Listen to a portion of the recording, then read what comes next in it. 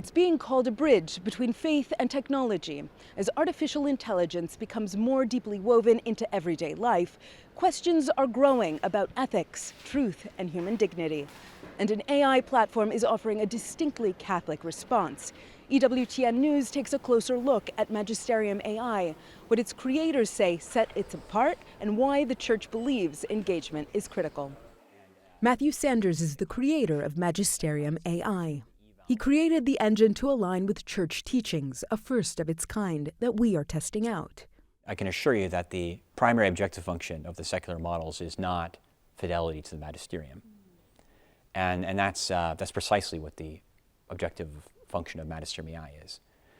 So those objective functions weight heavily on the ability to evaluate the model, but also in its capability.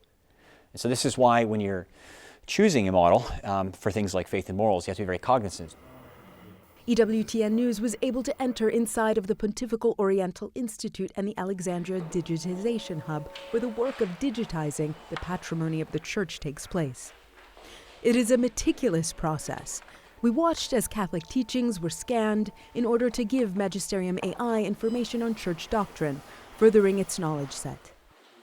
But it comes at a time when concerns are being raised about the ethics of AI, especially for those most connected, the youth.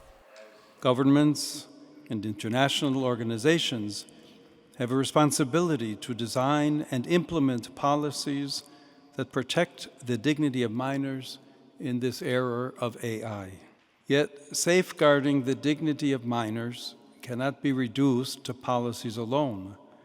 It also requires a digital education. While AI has undoubtedly opened new horizons for creativity and efficiency, it has also raised concerns about humanity's openness to truth, beauty, and contemplation. I think it's important to acknowledge that any time that we're going through a massive civilizational change, that there's going to be consequences, right? Some of those good, some of those bad. I think it's very important to study what those consequences are.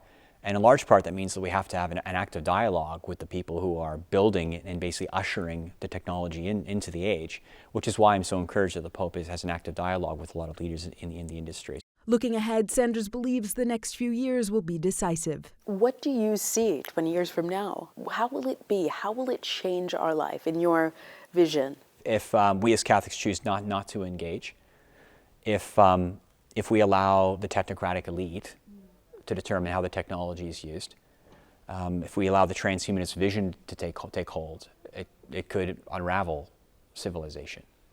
So I'm being dramatic, but I think the moment calls for a dramatic response. A large part of what the world will look like will depend on the choices we make really in the next few years, I think. So in some respects, I couldn't be more optimistic about the future. I really do think if the right choices are made now, that we have the possibility to unlock a real golden age for humanity. In Rome, Valentina Di Donato for EWTN News Nightly.